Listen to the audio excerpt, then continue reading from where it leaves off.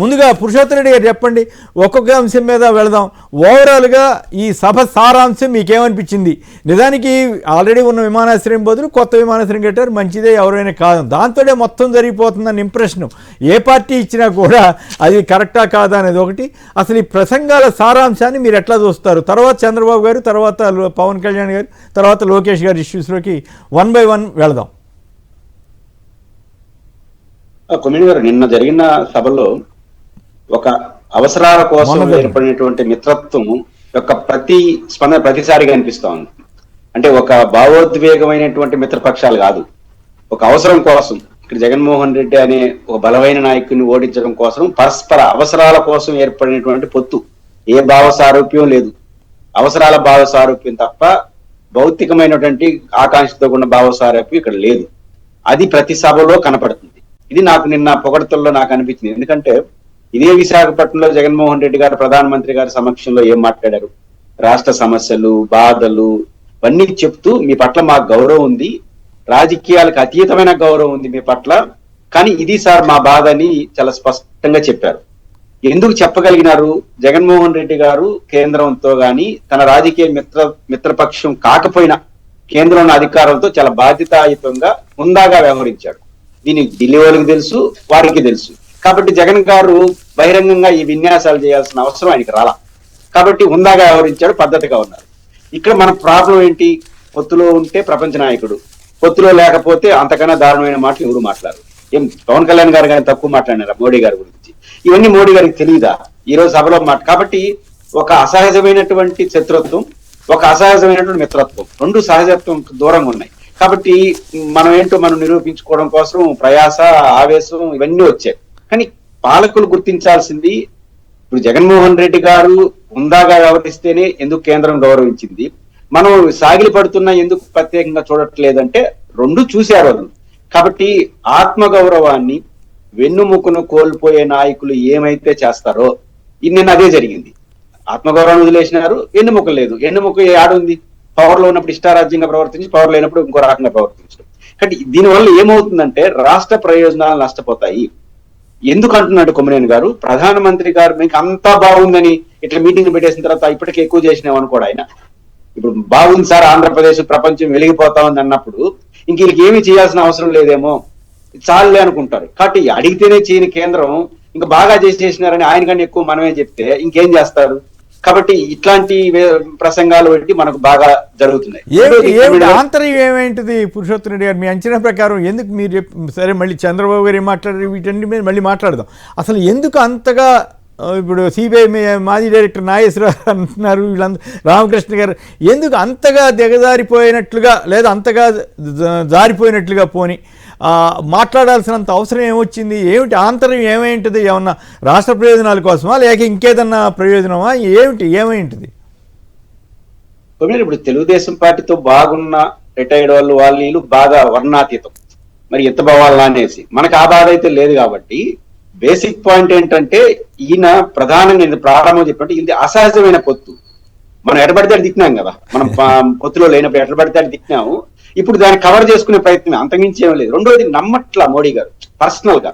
ఎందుకు నమ్ముతారు? పవన్ కళ్యాణ్ గారు బీజేపీతో భిన్నంగా ఉన్నప్పుడు ఏం మాట్లాడారు? పాచిపోయినట్లు ఎట్లా పడితే అట్లా మాట్లాడినారు. ఇదే భోగాపురమైన ఏం మాట్లాడారు? ప్రధానమంత్రి గారు ఏం నిందించారు? ప్రధానమంత్రికి తెలుసు.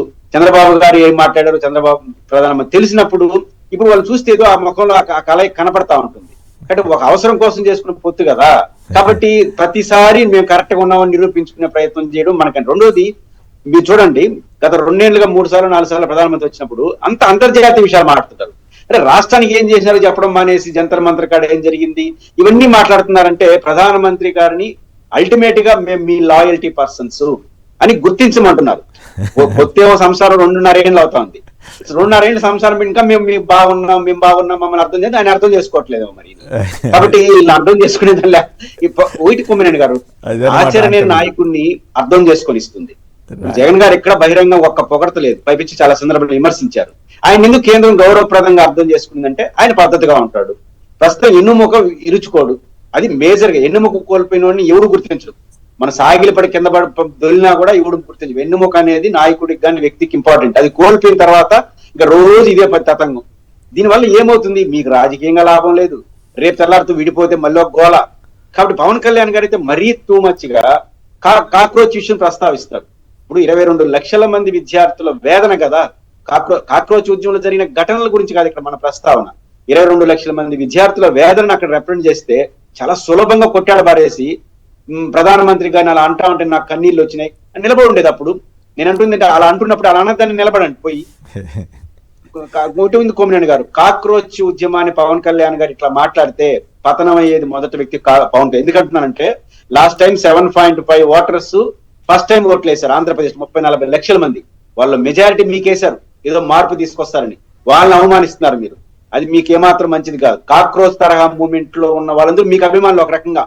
వాళ్ళని ఓలిపిన తర్వాత మళ్ళీ మీ అస్తిత్వం కూడా ఉండదు రాష్ట్రంలో. కానీ ఈ ఏ విన్యాసాలు చేస్తారో నాకు అర్థం కాదు. కానీ యూత్ ని మీరు కోల్పోతే ఇంక మీరు ఎవరు అంటున్నారు? ఆ యూత్ లో వచ్చిన ఆకాంక్షని ఇట్లా ఆయన మెప్పు కోసం ఆయనే మెచ్చుకుంటాడు నేను అనుకోను. గతం వర్తమానం చూసుకుంటాడు కదా. కాబట్టి ఈ తరహా ఉద్యమాలు మంచిది, ఈ తరహా మాటలు మంచిది కాదు. విజనరీగా అయ్యే వాళ్ళు మళ్ళీ మాట్లాడదాం. కానీ ఎయిర్పోర్ట్ గురించి మాట్లాడే ముందు బేసిక్ గా నిన్న వ్యవహరించిన తీరు వల్ల రాష్ట్రానికి నష్టం. ఇంత సాగిలి పడినంతరం మీకేమైనా లాభం ఉంటే మిమ్మల్ని నమ్ముతాడని నేనైతే ఈ తరహా దాంతో ఆయన. ఒక్క మాట చెప్పండి, తర్వాత మళ్ళీ అంబటి రామకృష్ణ యాదవ్ గారు అట్లా శేఖర్ గారు కూడా. సిబిఐ నాగేశ్వరరావు అంటే మాజీ డైరెక్టర్ నాగేశ్వరరావు అన్నట్లుగా తెలుగువారి ఆత్మగౌరవాన్ని, లేదా సిపిఐ రామకృష్ణ గారు కూడా అన్నారు, తెలుగువారి ఆత్మగౌరవాన్ని తాకట్టు పెట్టినట్లే చంద్రబాబు గారు, పవన్ కళ్యాణ్ గారు, లోకేష్ గారు వీళ్ళంతా మాట్లాడారినట్లు మీకు అనిపించిందా లేదా? డౌట్ ఎందుకు? మన రాష్ట్ర గౌరవాన్ని కాపాడాల్సింది ముఖ్యమంత్రి, మన మనోభావాలకు ప్రతినిధి ఆయన. అల్లూరు సీతారామరాజు నేపథ్యం కలిగినటువంటి ప్రాంతం అది. అల్లూరు సీతారామరాజు అంటేనే తిరుగుబాటు, ఆత్మగౌరవం.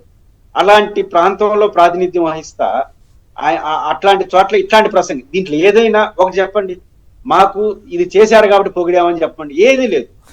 ప్రపంచ నాయకుడు, అమెరికా లేదు, చైనా లేదు, మొత్తం ఎవరు లేరని మాట్లాడడం ద్వారా మీరు ఏం సాధించినట్టు? కాబట్టి ఆత్మగౌరవం ఒకటే కాదు, రాష్ట్ర ప్రయోజనాలకు నష్టం అంటున్నారు. మీరు అన్ని బాగున్నాయని చెప్పిన తర్వాత ఇంకా అడిగేది ఏముంది, వాళ్ళు ఇచ్చేది. Right, okay. శేఖర్ గారు ముందుగా సారాంశం మీద చెప్పండి, ఆ తర్వాత మళ్ళీ ఒక్కొక్కళ్ళ దాని మీద డీటెయిల్గా మళ్ళీ మాట్లాడదాం. సార్ నాకేమనిపించిందంటే సార్, సో పవన్ కళ్యాణ్ గారు మోడీ గారికి చంద్రబాబు నాయుడు అంతకుముందు తిట్టిన తిట్లన్నీ గుర్తు చేసినట్టు అనిపించింది సార్. ఎందుకంటే సార్ నాకు తెలిసి ఈ దేశంలో నరేంద్ర మోడీ గారిని చంద్రబాబు నాయుడు గారు తెలుగుదేశం పార్టీ తిట్టినట్టుగా ఎవరు తిట్టలేదు సార్. అసెంబ్లీ సాక్షిగా భార్యను ఏలుకోలేనోడు దేశాన్ని ఏమి వెళ్తాడు అని చెప్పి అవహాలను రిఫర్ చేయటం. ఇప్పుడు వాళ్ళు అంటే అన్నారు, మళ్ళీ అవన్నీ మనం రిఫర్ చేయటం చేయాలా అవసరమా? మళ్ళీ పాపం ఆయన మాబోట ఇదేంది ఒక చీఫ్ మినిస్టర్ గా ఉన్నాయని ప్రైమ్ మినిస్టర్ ఇట్లా అంటారని. విచిత్రం ఏంటంటే చిన్న చిన్న మాటలకే కేసులు పెడతారు, కానీ ఆయనకి ఏం అవ్వలేదు, మళ్ళీ ఇద్దరు కలిసిపోయారు. అది చాలా ఆశ్చర్యం అనిపిస్తుంది. పవన్ కళ్యాణ్ గారు ఈ మధ్య కొంచెం కూటమి విషయంలో అసంతృప్తిగా ఉన్నట్టున్నారు సార్. అందుకే నాకు తెలిసి క్యాబినెట్ మీటింగ్స్ కూడా వెళ్తున్నట్లేరు సార్. ఆ తాడేపల్లి ఏదైతే మన మంగళగిరిలో ఉండి మరి క్యాబినెట్ మీటింగ్ కి వెళ్లకుండా పార్టీ మీటింగ్స్, అదే విధంగా ఒక సినిమా దర్శకుడి యొక్క భార్య యొక్క ఎవరైతే హెల్త్ బాగాలేదని అక్కడికి వెళ్ళారు తప్పిస్తే క్యాబినెట్ మీటింగ్ కి వెళ్ళలేదు సార్. సో ఆ అసంతృప్తిలో భాగంగా నిన్న నరేంద్ర మోడీ గారికి వేదిక సాక్షిగా చంద్రబాబు నాయుడు గారు మిమ్మల్ని ఇలా అన్నారు అని చెప్పి గుర్తు చేసినట్టుంది సార్. లేకపోతే సార్ ఏం పిల్ల చేస్తాలు సార్ ఇవి. సో మన రాష్ట్రంలో బాలికల మీద రేపులు జరుగుతుంటే ఇలా కన్నీళ్లు రావు సార్. మన రాష్ట్రంలో ఎంతో మంది ఎన్కౌంటర్ ఏదైతే లాకప్ డెత్తుల్లో చనిపోతుంటే అమాయకంగా ఈయన కన్నీళ్లు రావు సార్. మన రాష్ట్రంలో బాలిక తప్పిపోయి ఈ రోజు వరకు వాళ్ళ తల్లిదండ్రులకు దొరక్కపోతే జ్ఞానేశ్వరి లాంటి బాలిక, ఈయన కన్నీళ్లు రావు సార్. వాళ్ళ పార్టీ ఎమ్మెల్యే ఒక మహిళని అరాచకంగా, ఆ మహిళని లైంగికంగా వాడుకొని వదిలేసి ఆ మహిళ మీద వీళ్ళ పార్టీ వాళ్ళే దాడి చేస్తే రోడ్డు మీద, ఈయన కన్నీళ్లు రావు సార్. ఈయనకి ఈయనకు ఓట్లేసిన ఈయనకు నమ్మి ఓట్లేసిన ఒక వర్గానికి నేస్తం ఎగ్గొడితే ఈయన కన్నీళ్లు రావు సార్.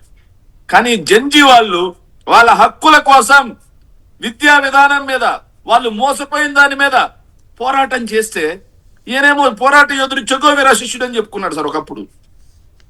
ఈ పోరాట యోధుడికి ఈ రోజు పోరాటం చేసే వాళ్ళు నచ్చట్లేదు సార్. ఈ పోరాట యోధుడికి ఈ రోజు పోరాటం చేసే వాళ్ళు దేశ ద్రోహుల్లా కనిపిస్తున్నారు సార్, విచ్ఛిన్నకర శక్తుల్లా కనిపిస్తున్నారు సార్. ఏం దుర్మార్గం ఇది. అయితే జిఎంఆర్ గారిని గ్రంథి మల్లికార్జునరావు గారితో ఎందుకు మాట్లాడించలేదు? అది అది ఉత్తరాంధ్ర అంత గొప్ప ఇంత గొప్ప అన్నారు. అంత గొప్ప మనిషితో మాట్లాడేసిపోవటం మరి ఆ ప్రాంతానికి గౌరవమేనా? ఆయన్ని గౌరవించినట్లయినా అంత అన్ని వేల కోట్ల పెట్టుబడులు రకరకాలుగా సమకూర్చుకుని చేసిన ఆయన్ని ఎందుకు విస్మరించినట్లు? సార్ ఈ తెలుగుదేశం పార్టీ ఎల్లో మీడియా ఎంత నీచానికైనా దిగజారుతుంది సార్. ఆయన చంద్రబాబు నాయుడు గారి మానస పుత్రిక ఇది భోగాపురం ఎయిర్పోర్ట్ అని తప్పుడు ప్రచారం మొదలుపెట్టింది. నిజంగా నాకు బాధేసింది సార్. నిజంగానే చంద్రబాబు నాయుడు గారి మానస పుత్రిక ఈ భోగాపురం ఎయిర్పోర్ట్ అని చూస్తే, నేను గూగుల్ అండ్ చాట్ జీపీటీ చేస్తే సౌత్ పోస్ట్ అనే దాంట్లో ఒక వార్త దొరికింది సార్ నాకు. సౌత్ పోస్ట్ ఈ వార్త ఏంట్రా అంటే 2007-8 during the 2007-8 period the airport authority of India formally evaluated 4 potential sites Sabbavaram, Atchutapuram, Bhogapuram and Kuruporugu. 4 చోట్ల ఆ రోజు ఎయిర్పోర్ట్ కట్టాలి అని రాజశేఖర రెడ్డి గారు దాన్ని ప్రపోజ్ పెట్టింది సార్. ఆ 4 చోట్లలో అచ్యుతాపురం దగ్గర అండ్ మిగతా చోట్ల ఫీజిబుల్ లేదు అని చెప్పి భోగాపురాన్ని ఫైనల్ చేసింది రాజశేఖర రెడ్డి గారు. సౌత్ పోస్ట్ రాసింది. తర్వాత రాజశేఖర రెడ్డి గారు చనిపోయిన తర్వాత చూడండి sir, by 2010 there were leadership changes both the states and central level and identifying ఏదైతే యాజిటేషన్స్ వల్ల, రాజశేఖర రెడ్డి గారు చనిపోయిన తర్వాత రాష్ట్రంలో యాజిటేషన్స్ వల్ల భోగాపురం ఆగిపోయింది అని రాస్తే దాన్ని చూపిస్తారు సార్. చంద్రబాబు నాయుడు గారు మానస పుత్రిక అని చూపిస్తారు సార్. ఎంత దుర్మార్గం అసలు ఇది. సో భూసేకరణ పూర్తవలేదు సార్, పూర్తిగా అనుమతులు తీసుకోలేదు సార్. ఆయన తీసుకున్నటువంటి సైట్ క్లియరెన్స్ అనుమతి కూడా ఆయన శంకుస్థాపన చేసే టయానికి ఎక్స్పైర్ అయిపోయింది సార్. రైట్, ఒకసారి అంబటి రామకృష్ణ గారి దగ్గరికి వెళ్దాం.